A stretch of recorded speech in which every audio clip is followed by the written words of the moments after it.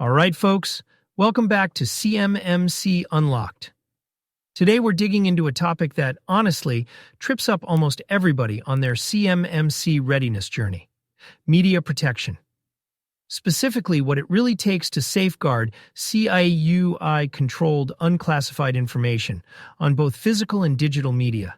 If any of you have ever sat through a gap analysis or a full-blown assessment, you already know assessors pay close attention to these controls. We're talking about CEMMC practice, MPL2 3.8.1 here. Basically, you must physically control and securely store system media containing CUI, whether it's good old-fashioned paper or digital drives. Paul Raz, media controls seem simple on paper, but what does that actually mean in practice for folks out there? Yeah, Eric, that's a good way to frame it. It's not just about sticking a label on a folder and locking your laptop in a desk drawer. The assessment criteria literally break out both paper and digital media. You have to show you physically control paper media with CUI, like you know exactly where those files are. They're in locked rooms or cabinets, and only authorized folks can get to them. Same thing for digital media. Encrypted, access controlled, and no random USB drives just floating around because someone needed to make a quick copy. It's tangible, demonstrable controls. If you can't show where CUI lives, or if it's scattered all over personal laptops and thumb drives, that's an automatic finding on an assessment. And what always stands out to me, coming from the regulatory compliance world, is just how important those distinctions are between types of media. Assessors aren't going to just take your word for it. You need evidence, logs, storage inventories, checkout forms. The compliance mindset is, how can we prove right now that no one unauthorized has walked off with a folder or copied a file to an unprotected device? Especially in defense environments, these are not theoretical risks. Every breach starts here. Absolutely, Roz. I remember my first week onboarding at a major prime, a gigantic defense contractor. The assessor came around, kind of like, show me your CUI handling process, for both printouts and USB sticks. I thought we had our act together, but they immediately caught us mixing up our secure paper bins with regular recycling, and they wanted to see, down to the serial number, how we tracked encrypted drives. It's not just locked doors, it's documentation and real accountability. If you haven't experienced that yet, trust me, you don't want to be learning on the fly during the audit. And that's a great point, Eric, because once you've got those controls in place, it gets way easier to respond to audit questions, or even just spot check yourself. It's about repeatable, reliable evidence, whether it's a badge scan log for a record room or BitLocker logs for external drives. Don't underestimate how granular those expectations can get. So let's dig deeper into who can actually access this stuff. MP.L2-3.8.2 says access has to be limited to authorized users only. That means not just physically, but digitally. You need solid access controls in place, whether it's a locked file cabinet or permission set up on your SharePoint drive. If you don't limit access, none of these other controls really matter, do they? And adding to that, CMMC practice MPL2 3.8.4 is all about proper marking. Everything with CUI has to be clearly labeled, including any distribution limitations. I know it sounds bureaucratic, but it's crucial for legal compliance and for day-to-day handling. A lot of agencies I've worked with over the years got tripped up when people confused internal use with controlled. Not the same. Markings define who is actually supposed to see or share that information. No guessing games allowed. Right. And before we get too far, let's talk cryptography. MPL2 3.8.6 requires you to protect the confidentiality of CUI on digital media during transport. So if you're moving files from site to site, you'd better have encryption or an approved alternative in place. Paul, didn't you have a story from your BAE days where encryption in transit kind of failed spectacularly? Oh yeah, that one stings. Classic mistake. We had a classified backup tape heading between secure facilities, and someone thought, well, it's inside a locked courier pouch, so that's got to be good enough. But there was no cryptography on the data itself. That meant if the pouch was intercepted, or just lost in the taxi, which does happen, the data was exposed. The audit flagged it immediately. What saved us was detailed media logs and our ability to show that every marked piece of media was tracked, even if the crypto was missing. Still, it was a close call. Accountability for marked media, knowing who has it and where, mitigated some risk, but we had to tighten up a lot after that assessment. If you're not sure, default to encryption in transit every time. And for all the listeners who might be groaning, more labeling? Really? Just remember, those markings and audit trails are what keeps your organization out of hot water if anything does go wrong. Distribution limitations, authenticity, marking, and yes, cryptography protect both your compliance standing and your reputation in the supply chain. Honestly, no organization has ever failed an audit because they labeled things too clearly or encrypted too much. Just saying. Let's head into the world of removable media, where everything can go sideways pretty quickly. MPL2 3.8.8 is explicit. You have to prohibit the use of portable storage devices with no identifiable owner.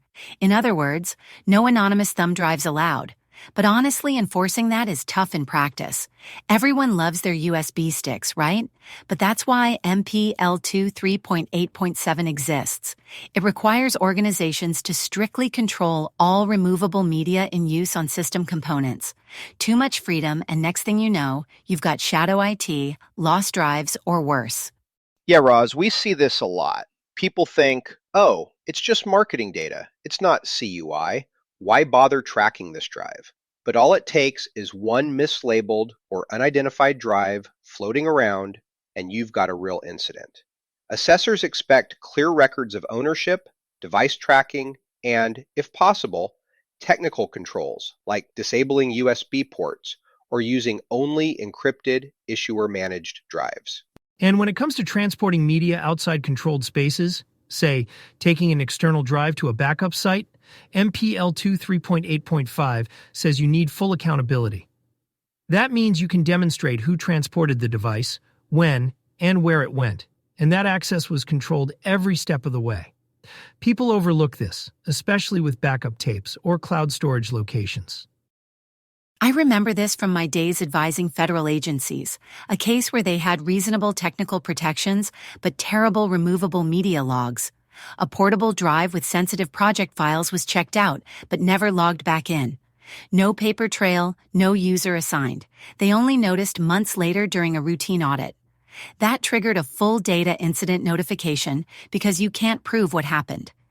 It was a great example of why policies, yes, but also real follow-through and accountability on backup CUI matter, especially under MPL2 3.8.9, which says backup CUI must be protected, whether it's stored locally or in some off-site bunker.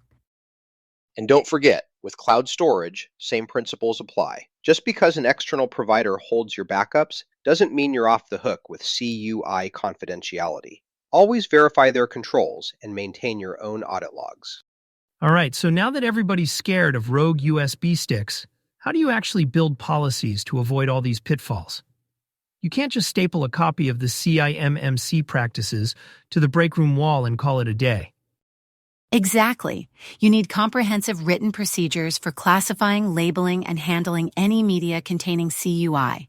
That means every team, from IT to HR to facilities, knows precisely what needs to be labeled, how to secure it, and who's responsible at each step.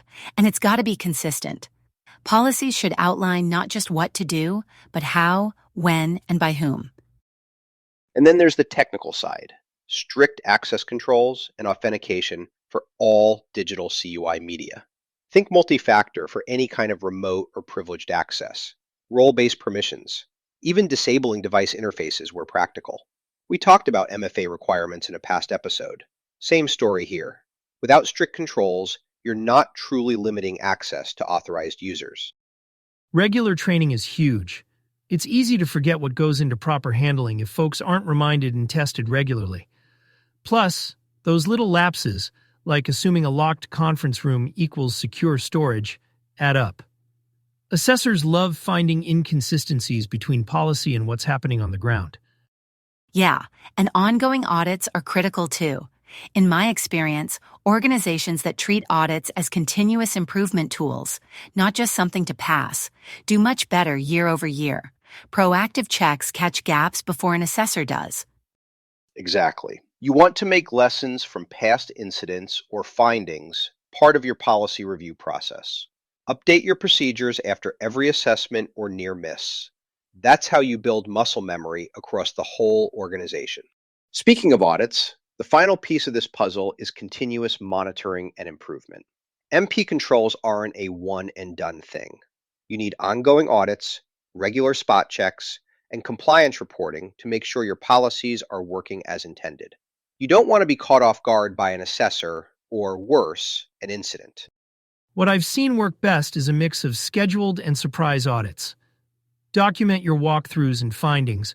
If you spot a lapse in media storage or questionable use of a thumb drive, log it and address it. And use those findings, not just as evidence, but as a springboard for fixes. That means targeted corrective actions. Patch the specific problem, update your training, and make sure folks don't repeat the same mistakes. Exactly. You want a feedback loop where lessons from audits get folded into the next wave of policy updates or staff training. It's about creating a living program that evolves with new real-world risks, regulatory changes, and even shifting technologies. Create the expectation that everyone helps drive media security forward, not just compliance teams or IT. And remember, the best organizations actually celebrate improvements. They treat lessons learned as a win, not a punishment. That's how you turn compliance from a headache into a real security asset. Well said, Paul. And that's where we're going to wrap for today. Thanks, Roz, Paul. Always a pleasure. And thanks to all of you listening. We'll be back soon to tackle the next piece of the CMMC puzzle. Until then, keep your CUI protected, your drives labeled, and your audit logs up to date. Take care, everyone. Thanks, Eric. Always a great discussion. See everyone next time.